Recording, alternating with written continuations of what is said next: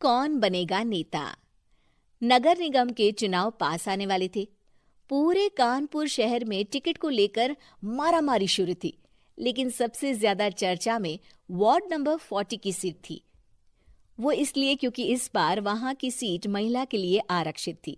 अब सवाल ये था कि चुनाव लड़ेगा कौन। इससे पहले ठाकुर साहब वहां से पार्षद थे और इस बार उन्होंने अपनी पत्नी सीमा ठाकुर को टिकट दिलवाई और ठाकुर साहब की शान के कारण सीमा जी ने 20,000 वोटों से चुनाव जीत लिया। अरे बधाई हो सीमा भाभी, अब तो आप वार्ड की पार्षद बन गई हैं। अब तो हमारे काम आप ही करवाएंगी। अरे ये तो सिर्फ नाम की पार्षद बनी है, वो तो महिला सीट आ गई, वरना पार्षद तो मुझे ही बनना था। अब भले ही चेहरा इसका होगा, लेकिन पावर तो मेरी ही होगी। अरे वाह भाई साहब, क्या दिमाग लगाया है आपने भी।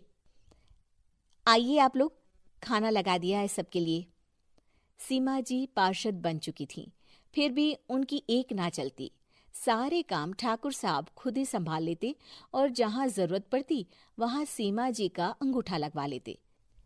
सीमा जी ज्यादा पढ़ी लिखी भी नहीं थी। एक दिन ठाकुर साहब और सीमा एक प्रोग्राम में जाते हैं।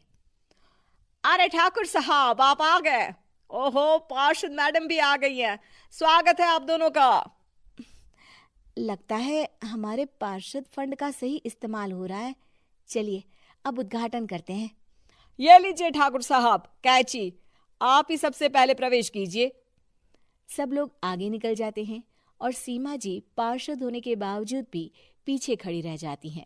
वो देखती हैं कि वेलकम बोर्ड पर उनका नाम है, लेकिन महिला होने के कारण कोई उनका सम्मान नहीं कर रहा। अगले दिन एक आदमी उनके घर आता है। अरे ठाकुर साहब नमस्कार। कल ना हम नोटिस किए कि हमारा घर तो अवैध है और नगर निगम वाले उसे तोड़ने आ रहे हैं। अरे कुछ कीजिए ना ठाकुर साहब। देखो भाई, मैं तो ज्यादा कुछ कर नहीं सकता, पर अगर तुम सबकी जेब गर्म कर दो तो कुछ हो सकता है। कुल मिलाकर 4 लाख लगेंगे। अरे 4 लाख ठाकुर साहब? अरे भाई, मैं अपने लिए नहीं मांग रहा हूँ। दरोगा है, इंजीनियर बाबू है, बड़े साहब है, सबको देना पड़ता है ना थोड़ा थोड़ा। बोलो है मंजूर? तभी वहां अचानक सीमा जी आ जाती हैं। अरे ये आप क्या कर रहे हैं? पहले इन्हीं लोगों से तो आपने वोट मांगे, अब इनसे ही पैसे ले रहे हो। अरे चुप रहो तुम। तुम्हारा काम है सिर्फ अंगूठा लगाना, तुम वही किया करो। मुझे दूसरे काम तुम मत सिखाओ, समझी? और तुम ना जाओ, अब पैसे लेकर आओ, वरना जेसीबी किसी भी वक्त आती होगी। सब कुछ ऐसे ही चलते रहता है। एक दिन सीमा जी और ठाकुर साहब को एक लोकल मीटिंग में बुलाया जाता है। वहां पर कई और अधिकारी लोग भी मौजूद रहते हैं। अब मैं चाहूंगा कि ठाकुर साहब हमारे बीच 2 शब्द कहें। मेरे प्यारे भाइयों और बहनों, आज मेरा सौभाग्य है कि मैं आप सबकी सेवा दिन रात कर पा रहा हूँ। आपने मेरी पत्नी को भारी मतों से जिताया है, इसलिए मैं आप सभी का शुक्रगुजार हूँ।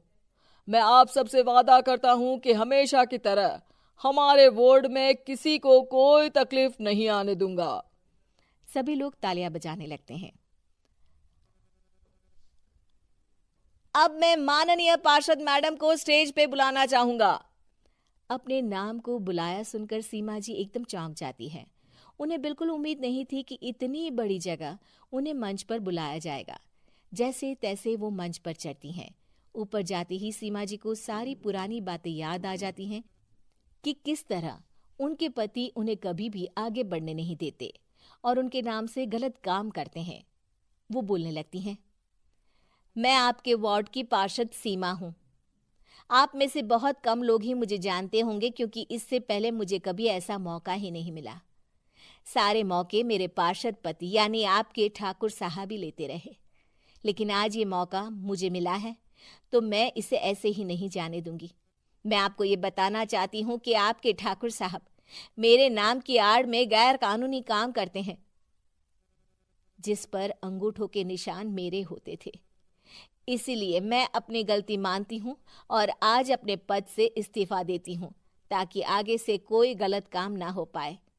अब फैसला आप सबके हाथ में है कि आप हमें क्या सजा देना चाहते हैं।